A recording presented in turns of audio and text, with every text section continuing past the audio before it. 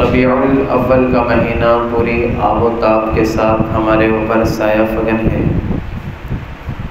اور آج جمعۃ المبارک بھی ہے، اور اس کے ساتھ ساتھ 12 ربیع الاول کا دن بھی ہے۔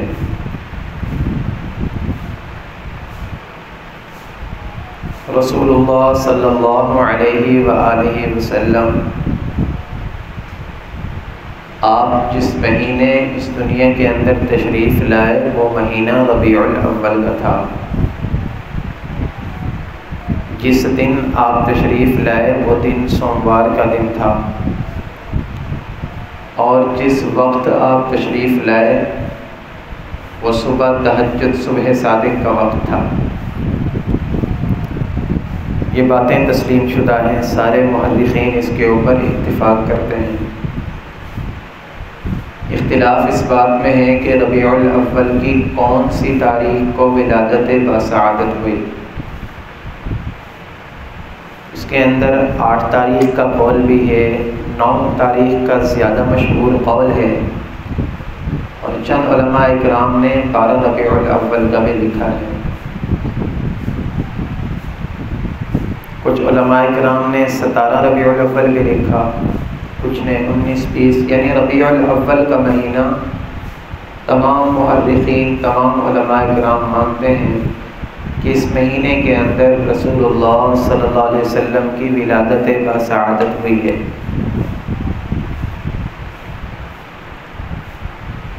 اللہ رب العزت نے اپنے پیارے محبوب کے لیے جس مہینے کا انتخاب کیا اس مہینے کی اہمیت پہلے نہیں تھی۔ اگر رمضان المبارک میں پیدائش ہوتی تو لوگ کہتے ہیں رمضان میں چونکہ لیلۃ القدر کی رات ہے، رمضان شان والا مہینہ ہے، اس مہینے کی وجہ سے بڑی شان مل گئی۔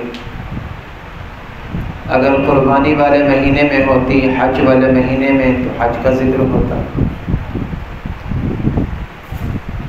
اگر شب رات والے مہینے میں ہوتی تو کہا جاتا شب رات ہوتی اس مہینے میں اس وجہ سے۔ معراج والے مہینے میں ہوتی تو کہا جاتا معراج ہوتی ہے اس وجہ سے، اس مہینے کو فضیلت حاصل ہے۔ اللہ رب العزت نے اپنے محبوب کے لیے جس مہینے کا انتخاب کیا وہ مہینہ پہلے سے لوگ نہیں جانتے تھے، اللہ نے اس کو الگ سے انتخاب کر کے ایک انفرادی حیثیت کا مالک بنایا۔ ربیع الاول، ربیع کہا جاتا ہے عربی میں موسم بہار کو۔ اللہ نے موسم بہار کا کیوں انتخاب نہیں کیا؟ گرمی کا، سردی کا، خزاں کا، کسی اور موسم کا انتخاب کر سکتے تھے۔ علماء کرام نے نکتہ لکھا ہے، فرماتے ہیں کہ بہار کے موسم میں زمین کے اندر جو بیج چھپے ہوئے ہوتے ہیں، جو اور کسی موسم باہر نہیں نکل سکتے، بہار کے موسم میں وہ بھی باہر نکل آتے ہیں۔ بہار کے موسم میں آپ دیکھیں چھوٹی چھوٹی جڑی بوٹیاں بھی زمین کے اوپر آ جاتی ہیں۔ کبھی کبھی ہم نے دیکھا پتھروں کے اوپر بھی بوٹیاں نکل آتی ہیں۔ تھوڑی سی جگہ اس کو ملے بہار کے موسم میں، جن کے اندر جتنا ڈر خوف ہوتا ہے وہ ختم ہو جاتا ہے۔ اللہ رب العزت ان کو ایک پہچان عطا فرما دیتے ہیں۔ تو علماء کرام نے لکھا اللہ رب العزت نے اپنے محبوب کے لیے ربیع الاول موسم بہار کا انتخاب اس لیے کیا کہ جو بھی ان کے ساتھ ملتا جائے گا، چاہے وہ کسی بھی ذات سے ہو، کسی بھی قوم سے ہو، کسی بھی قبیلے سے ہو، کسی بھی برادری سے ہو، کسی بھی ملک سے ہو، جو ان کے ساتھ مل جائے گا اللہ رب العزت اس کو الگ سے شان عطا فرما دیں گے۔ اس لیے رسول اللہ نے کیا ارشاد فرمایا، اصحابی کالنجوم فبأیہم اقتدیتم اہتدیتم، میرے صحابہ ستاروں کی مانند ہیں، میرے صحابہ ستاروں کی طرح ہیں، تم ان میں سے جس کے پیچھے چلو گے راہ ہدایت کو پالو گے۔ اگر تم چاہتے ہو کہ تمہیں سیدھی راہ ملے تو تمہیں چاہیے کہ صحابہ اکرام کے دامن کو تھام لو۔ صحابہ اکرام جس طرف جائیں گے وہ سیدھی راہ ہوگی۔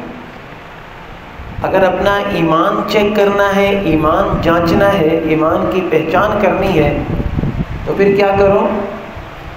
فَإِنْ آمَنُوا بِمِثْلِ مَا آمَنْتُمْ بِهِ فَقَدِ اهْتَدَوْا۔ تم ایمان صحابہ اکرام کی طرز پر لے کر آؤ تو تمہارا ایمان معتبر ہو جائے گا۔ تو موسم بہار کا انتخاب اس لیے کیا کہ اس موسم کے اندر جتنے چھپے ہوئے زمین کے اندر ذرات رہ بھی جاتے ہیں اس موسم کے اندر باہر نکل آتے ہیں، ہر ایک کو اس کی حیثیت مل جاتی ہے۔ قربان جائیے آمنہ کے لال کے اوپر کہ آپ کے آنے سے ہر ایک کو حیثیت مل گئی۔ اور کیسے آئے، کیسی جماعت تیار کی؟ شاعر کہتا ہے خود نہ تھے جو راہ پر اوروں کے ہاتھی بن گئے۔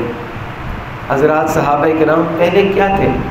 آپس میں قتل و غارت کیا کرتے تھے، سینکڑوں سال لڑائیاں رہتی تھی، لوگ ان کو جنگلی کہہ کر ان کے قریب نہیں آتے تھے کہ ان کے قریب، مکہ والوں کے قریب، ان کے قریب بھائی کوئی نہ جائے، کوئی رہن سہن نہیں ہے۔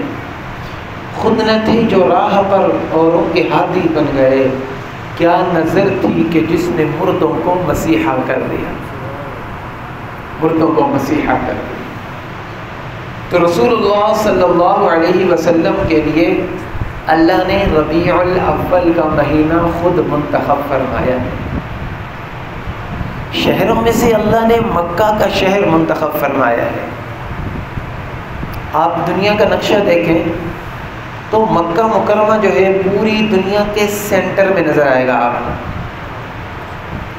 پوری دنیا کا جو سینٹر ہے، درمیان ہے، وہ مکہ ہے کہ یہاں سے جب نور نبوت اٹھے گا، روشنی پھیلے گی، چمکے گی، وہ پوری دنیا کو جا کر ایک انسان کو منور کر دے۔ محل وقوع اللہ نے مکہ المکرمہ کا ایسا رکھا ہے۔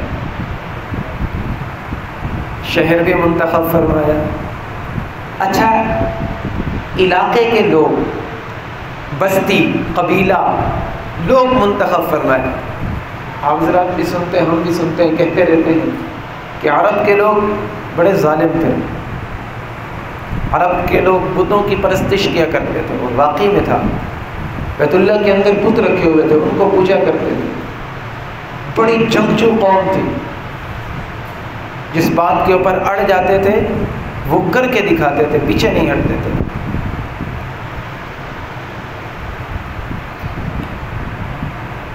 ایک مورخ نے لکھا ہے